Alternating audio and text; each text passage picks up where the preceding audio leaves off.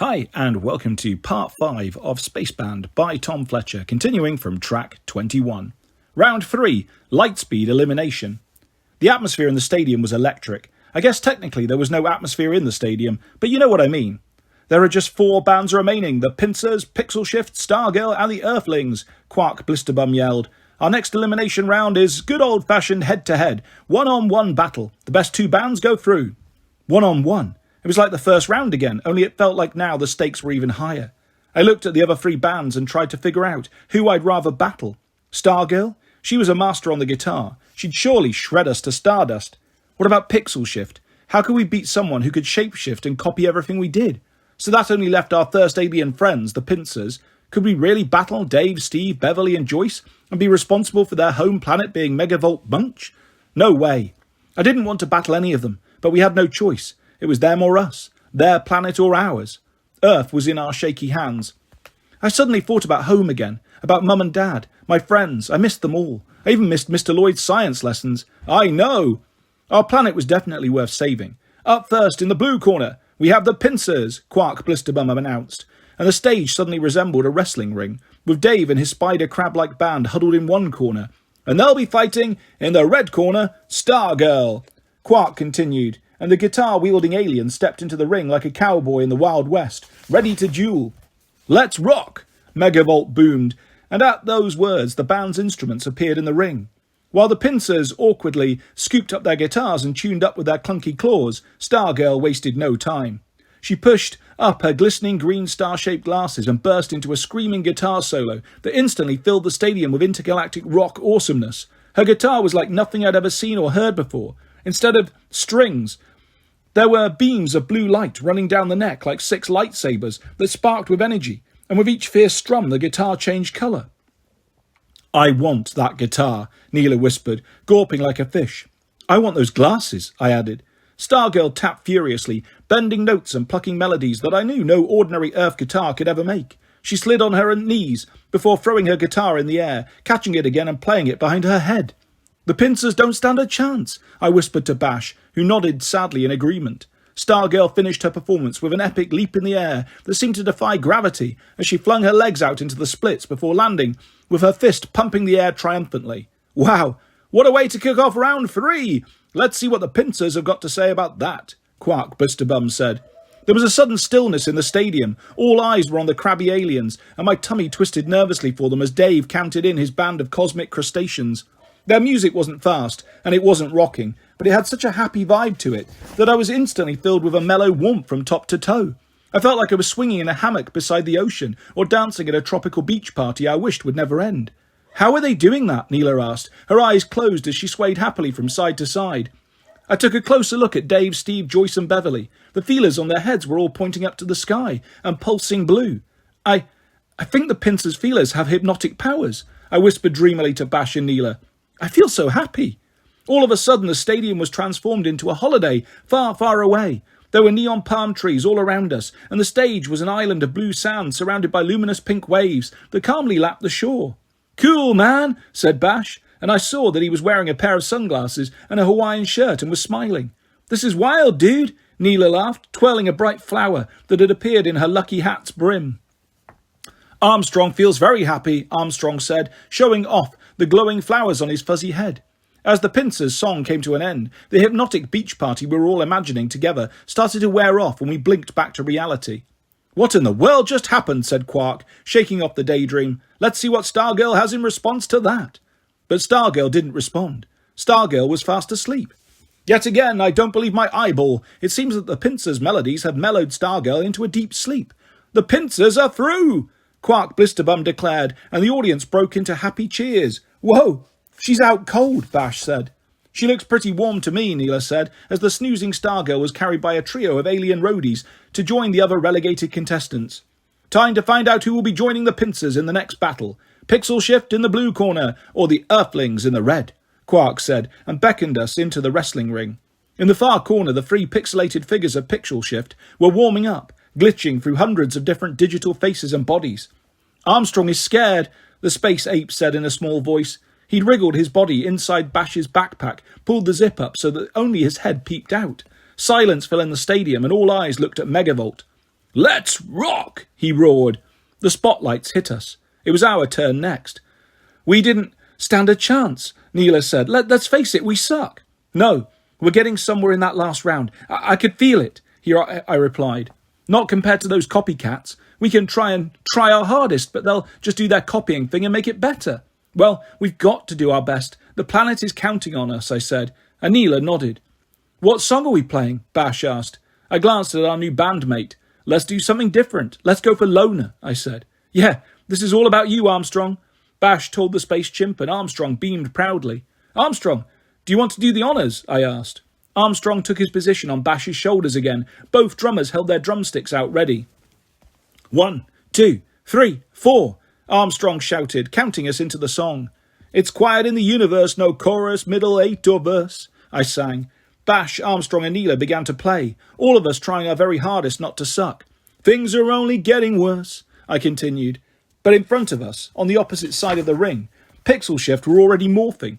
Their pixelated faces were transforming into copies of our faces, and suddenly the lights shone on us. I mean, them, as they interrupted our song and took over. "It's quiet in the universe, no chorus, middle, eight, or verse." The pixel version of me started singing. He sounded exactly like me, only better.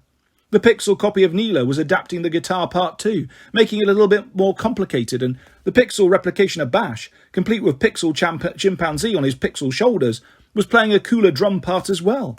"Hey," I shouted, "nobody plays our song better than us." I took back the song, singing with as much passion and feeling as I could, my fingers trying to find some extra licks on the bass. Twang! Neela hit a bum chord on the dreaded school guitar, which totally clashed with my bass note. We were surely done for until... twang, bonk, flood. The pixel Neela copied her mistake. Not only did she copy it, she made it even worse, twanging her guitar tunelessly. Thoughts started firing around my brain. Copy. Better. I felt like the hero in a movie who suddenly figures out exactly how to defeat the bad guy. "That's it," I hissed, spinning to face my bandmates. "We know we can't outplay them. Well, they'll always be better than we are." "We know that, genius. So how are we going to beat them?" "We'll never be good enough," Bash said. "Exactly. We'll never be good enough. But we definitely know how to play badly," I said. They stared at me for a moment, and then Bash slowly began to smile. "Of course," he said. "Whatever we play, they copy." "Right, so if we play our best, they'll always play better," Neela added, seeing where I was going. "But if we play badly, they'll play worse." We all cheered together. I spun back around and launched into the worst bass line I could play. Plonk, thud, duff, duff, duff. Armstrong unscrewed the crash cymbals, held one in each hand and smashed them at his head. Crash, crash. Bash started mishitting the drums, clicking the metal rims of the kit. Click, clack, click, clack. And Neela let rip on the school guitar, totally embracing its awfulness. Boing, twang, gong, gong, doing. "The Earthlings seem to have lost the plot," uttered Quark Blisterbum. "Are they giving up? I think we have a clear winner." But before Megavolt could call victory, Pixel Shift glitched and flickered as they copied the new information and started replicating us. Plonk, crash, click, clack, boing, twang. It sounded bad, just like us. Only worse. Way worse. "I don't believe my ears. This is the worst sound I've ever heard in the entire universe," cried Quark, flinging his webbed hands over his alien ears. The crowd started booing and hissing, throwing their space snacks at the stage. "Make it stop, make it stop, make it stop," they chanted. But Pixel Shift didn't stop. They just got worse and worse until... boom! A mighty sound echoed around the stadium as Megavolt slammed his plasma fist on the arm of his throne, calling for silence. "Pixel Shift, lose," Megavolt growled. The stadium exploded with applause. Pixel Shift digitized back to their original pixelated form. "We did it," Bash cheered. "We sucked," Neela whooped. "Well, when it comes to playing badly, we're the best," I joked, as we all leapt around in celebration. Being the worst band in the world had got us through another round. The crowd started chanting, "Eclipse! Eclipse! Eclipse!" And Megavolt gave them exactly what they wanted. His black hole energy beam of shadowy darkness blasted out of the space stadium and plunged Stargirl's star system, shred, circled by guitar string rings, and Pixel Shift's planet, the pixelated Digitropolis, into total darkness. He admired them on the enormous screens around the stadium for a moment, staring at them the way Dad stares at the fish and chips menu at Fred's back on Earth. "More!" Megavolt demanded. The crowd went wild. "You heard his rockiness," announced Quark. "Time for the last elimination round, the semi-final. This will decide who will be facing Megavolt." Suddenly I realised what was coming. My heart sank in my chest. It's the pincers versus the Earthlings. Track 22, the semi-final. There were just two bands left on stage, the Pincers and us. I looked across the stadium at Dave, Steve, Beverly and Joyce. They looked back sadly. We don't stand a chance, do we? Neela sighed. Against their hypnotic powers, nope, I confirmed. I guess this is it then. The end of the world, Bash added. Armstrong is sad. Armstrong piped up as Quark Blisterbum stepped into a spotlight centre stage. The winner of the semi-final will be decided by an audience vote, Quark said, and the audience responded with an ooh. Aliens of the audience, you'll each find a keypad on your seat. Please put your fingers, claws, suckers, tentacles, or whatever pointy bits you might have on your keypads and get ready to vote for the band you wish to be eliminated. Remember, this isn't vote to save, this is vote to eclipse. Enough talking, Megavolt. Hungry. Time to rock, Megavolt growled. Quite right, your rockiness. Performing first is... I gulped. Please not us. Please not us. Please not us. The Earthlings! The blinding spotlights hit us instantly and we had no choice but to play. Let's do the greatest band in the universe. Again, okay? I said, and my bandmates nodded. 1, 2, 3, 4. Bash yelled. He and Armstrong smashed around the kit. I joined in, plodding along on the bass line, while Neela entered what looked like a wrestling match with a disastrous school guitar. A wrestling match she was losing by the sound of it. The noise we were making was so bad it was almost impressive. The guitar sounded like a choir of 6 wailing cats, all meowing, out of tune at the same time. While the drums sounded like an elephant stomping on a tin roof, and my bass sounded like a floppy plastic bag, flapping around on a windy day. Flop, flap, flurp. If I'd thought we were starting to get a little better before, I saw now that the pressure of this round was really getting to us. We were worse than we'd ever been. We sounded like Dad's imaginary car crash in the garage again. If we had been on Earth, Dad would definitely have called the police. At least the Pincers would win, I told myself. At least our friends would still have the chance to get back to their home planet, even if we wouldn't. It wasn't long before the audience started booing us. You suck! Get off the stage! This isn't music, this is torture! Make it stop! I could barely hear what we were playing over their heckles, and our song crashed to a disastrous, wailing, stomping, flappy end. Well, I think we're all pleased that's over, Quark Blisterbum said, laughing. Let's see if the next band could do a little better than that. Give it up for the Pincers! The spotlight swung over to Dave, Steve, Beverly and Joyce, who faced us. But they didn't start playing. I said, the Pincers! Quark repeated. His voice echoed across the silent stadium as he looked around awkwardly. But still, the Pincers didn't play. We cannot battle, Dave announced, placing his guitar on the stage. The crowd started murmuring excitedly as the rest of the Pincers followed their leader in laying down their instruments, as if in surrender. We owe the Earthlings a life debt, Dave revealed, sending gasps around the crowd. We are sworn to protect them, and therefore it is forbidden for us to battle against them. Dave nodded at us. Earthlings, is this true? Quark asked. Dave, don't do this, I hissed at our friend. At least give yourselves a chance to save your planet. You owe it to them. We would not have made it this far without you, Earthlings, Dave said, a note of proud sadness in his crabby eyes. Now we must repay the debt. Please, show your marks. We looked at each other unsure. Do it, Earthlings, urged Beverly. Reluctantly, we pulled back our sleeves to reveal the pincer-shaped marks on our arms. The crowd gasped. It is true. The Pincers must forfeit the match, Quark bellowed. No, wait. There must be another way, I shouted. I wish there was, but this is the only way, said Dave. Megavolt suddenly rose to his feet, glowing with fury. Play! He exploded. We cannot, replied Dave bravely. If you do not play, I will eclipse your planet. Megavolt roared with rage. Dave and the other Pincers all remained silent. So be it, Megavolt growled. He slammed his fist onto the shadow beam. We could barely watch as the beam blasted across the universe to suck every speck of light out of Crustacea. It was done. The Pincers had put their own planet on the menu for Megavolt's end-of-battle banquet, and Earth had been saved. I felt a tingle on my arm, saw the Pincer tattoo flicker for a second before disappearing. It was gone, although I knew that one day, when I was old enough, I'd have that tattoo again. But for real.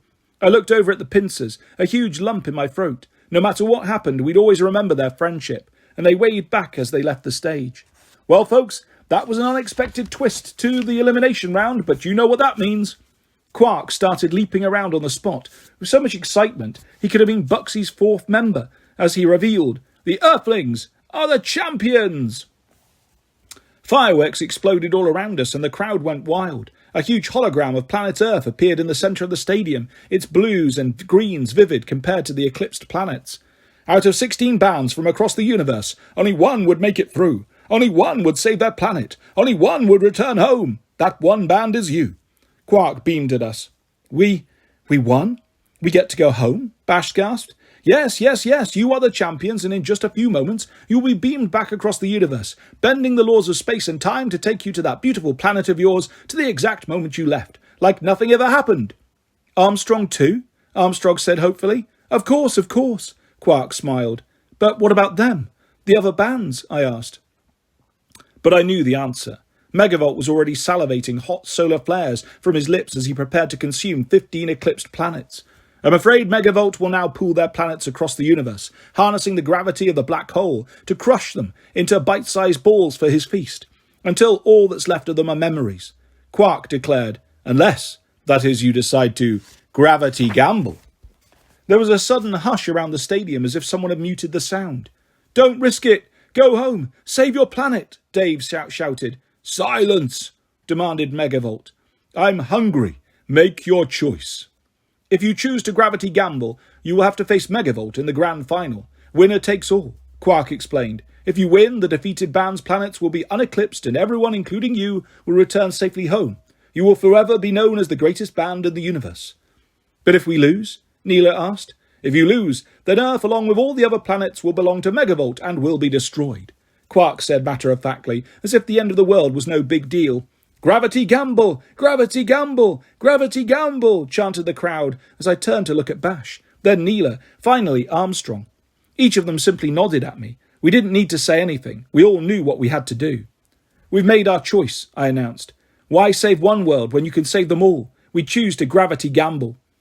There was a deafening roar of applause around the stadium. I don't believe my noise receptors. The Earthlings are risking everything. We'll see if they have what it takes tomorrow night in the ultimate grand final. All around us. The massive screens flashed. Megavolt versus the Earthlings. Track 23. Back in the dressing room. After the show, we were way too tired for the chaos of catering, which was crammed with backstage crew trying to get their claws, literally, on Chef Garble's new legendary pizza. I'm afraid we're all out of pizza, Garble told us apologetically, but I've made you another classic Earth dish instead. Cheeseburgers. Cheeseburgers, Bash said, screwing up his face. Garble pressed a button, and as a hovering tray full of his creations floated across the busy room, we realised exactly what cheeseburgers were. Cheeseburgers, we cheered. We dived to take one of the 4 whopping great big whoppers. Crash! I guess Neela was hungrier than me and Bash, as she crashed right into Garble, sending the hover tray of burgers hurtling through air before any of us could get our hands on one. Splat, splosh, splish, splodge, all over the spaceship floor. Sorry, Neela shrugged, helping Garble to his feet, who dusted himself off and promised to make some more cheeseburgers right away. For now, we followed Beep Bop to our fake Earth dressing room in hungry silence. Wake Armstrong up for the next round, Armstrong said with a yawn as he swung himself inside his hypersleep pod, which kept him as fresh as the day he launched into space. Don't worry, we will. You're part of the band now, said Bash, tucking the Astro Ape into his refrigerated bed and closing the door. It sealed with a hiss and the blink of a green light. We climbed into our triple bunk beds, and I was so tired I didn't even try to fight for the top one. I just dived into the middle bunk, and within minutes I heard Bash snoring above me. Neela was silently snoozing below. But as tired as I was, I couldn't sleep. I just stared out of the enormous window at the stars and galaxies, billions of them twinkling and shining across the universe. Somewhere out there was our home, Earth, so teeny that it was impossible for me to see, but I knew it was there, drifting through space. I imagined for a moment what it would be like to see our planet consumed by a supermassive megavolt, so large he could swallow it whole. Everything that had ever happened, everything that is happening right now, or could happen in the future, all gone in one giant gulp. As I stared at Spectra, the unthinkable enormous black hole, I realised that Earth is so tiny compared to everything else in this universe, yet somehow still so important. Still worth saving, worth fighting for. I was just starting to drift into a dream when I heard the smooth sound of our dressing room door sliding open. Swish. Who's there? I whispered. There was no reply. Armstrong, is that you? I hissed. There was still nothing, and I could see the green light of his freeze pod blinking. That meant it couldn't have been Armstrong who had made the noise. Bash, did you hear that? I whispered. Bash replied with a loud snore, the kind he makes when he's in the deepest of sleeps. I knew it would take a direct hit from an asteroid to wake him. "Neela, did you hear it?" I said, hanging my head over the side of my bunk to see if she was awake. Neela's bed was empty. "Neela?" I whispered as I climbed out of my bunk and crept across the dressing room in the dark. There was still no reply, and I was about to find out why. The star-shaped door to our dressing room was open, and from out in the corridor I heard footsteps getting quieter, as though someone was hurrying away. I quickly poked my head out to see who it was, and to my surprise I saw Neela, creeping off down the unlit corridor, walking like someone who doesn't want to be followed. I glanced up and down the corridor to check that no one else had seen her. Beep Bop had said if anyone was caught leaving their dressing rooms at night, they would be disqualified. Why would Neela risk planet Earth being destroyed? It had to be serious. Was she in trouble? Where was she sneaking to on board a spaceship in the middle of the night? There was only one way to find out. I did what anyone else would do. I followed her, of course. I wondered if she was hungry and was going to see if Garble had cooked up any more cheeseburgers yet, but as I followed her through the quiet corridors, she tippy-toed straight past the door to catering. So I did too. Then she crept through the backstage area, staying in the shadows, ducking behind flight cases and crawling underneath the stage as roadies and crew worked through the night to get the stadium ready for tomorrow's battle. It wasn't long until we were in the depths of Megavolt's ship, and Neela was creeping faster and faster, as if she was on a secret mission, until she stopped outside a shiny golden door with the words etched into its smooth metallic surface. I screwed up my eyes and tried to read them in the dim light. "House of Booze," I whispered to myself. What on earth could be kept in there? Neela paused for a moment, and I silently crept closer, like a ninja, like a space ninja, like a ninja astronaut. She reached into her pocket and pulled out a glowing key card. My mind suddenly flashed back, and I remembered the exact key card in Garble's hand as he told us, "I'm the only one Megavolt trusts with a key that opens every door." But how was this possible? Why did Neela have Garble's key card, and how had she got it? My mind zoomed back again to the tray of cheeseburgers flying through the air earlier that day, when Neela crashed into Garble. She must have stolen his key card from him as she helped him to his feet. But why? Was she really on some secret mission? If I wanted to find out the truth, I had to stay quiet and keep following her. Neela held the glowing key card up to a panel on the door and swish, the door slid open. I had to duck as Neela glanced back to check she wasn't being followed before stepping into this house of booze. Suddenly, the door started swishing shut. If I wanted to get to the bottom of this mystery, I was on the wrong side of it.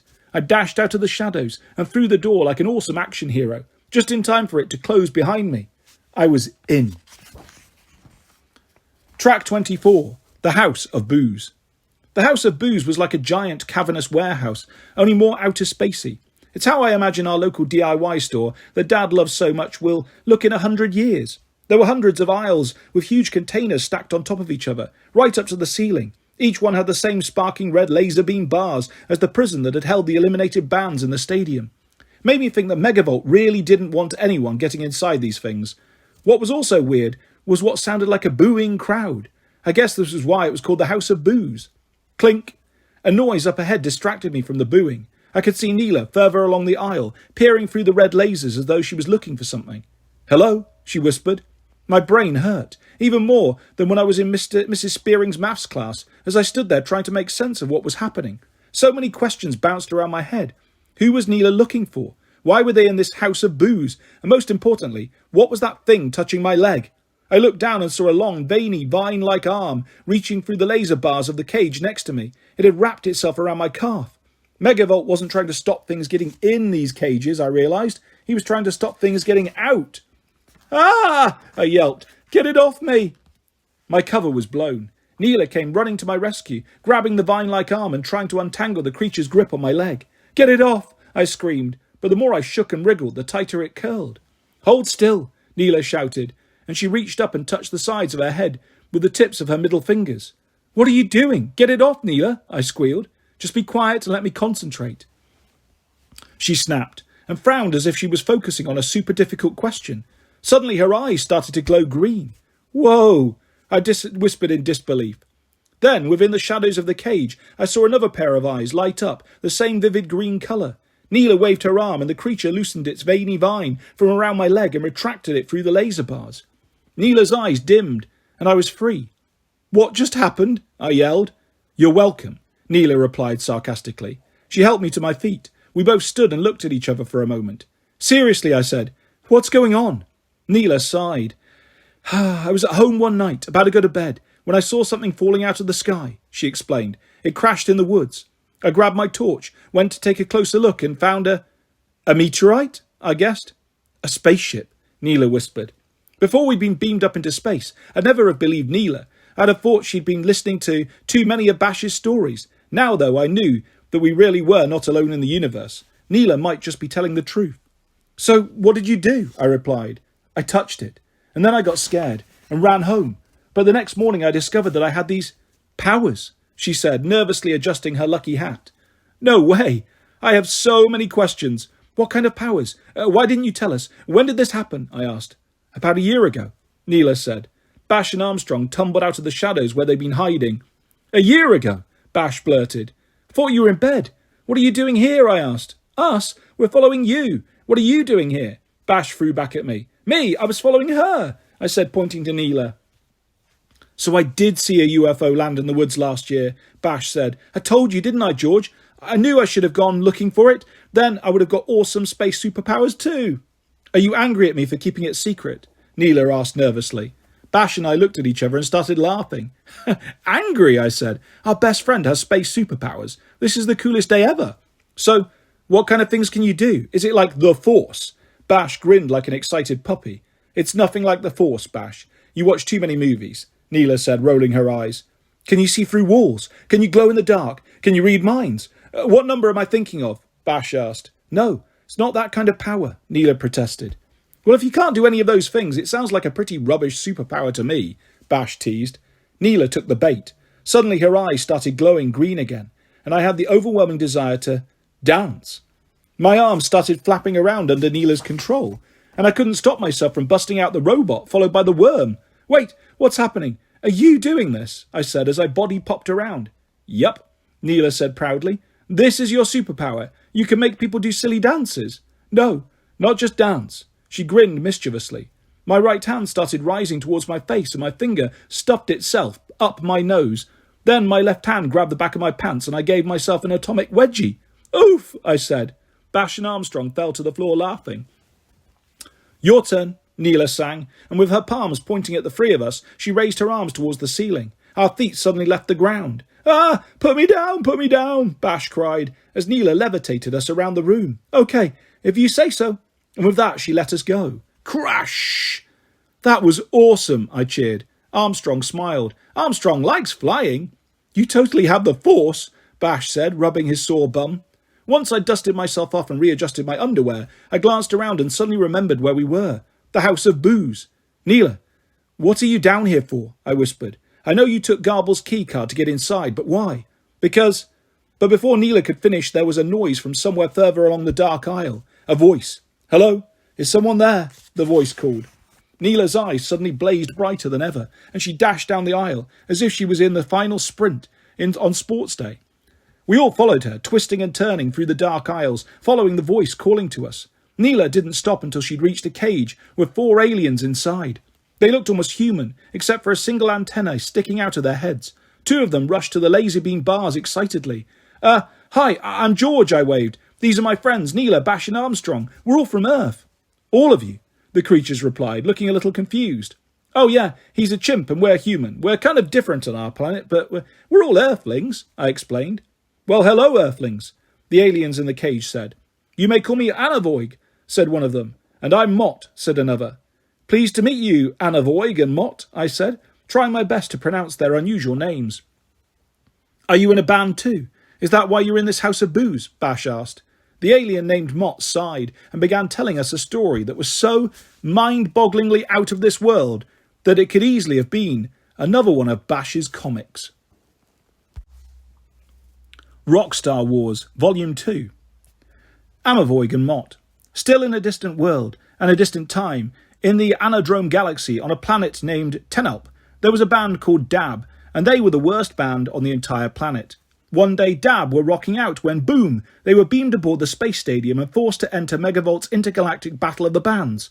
I will eat the losers, planet for lunch. Mwahaha. Megavolt laughed.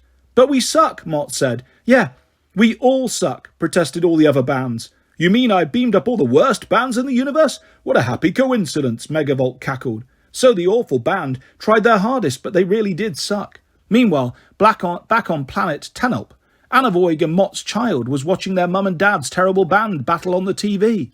They're not going to make it, they cried. So before Megavolt zapped planet Tenelp and ate it, the child climbed into an escape pool, a pod, and blasted into space. Just in time.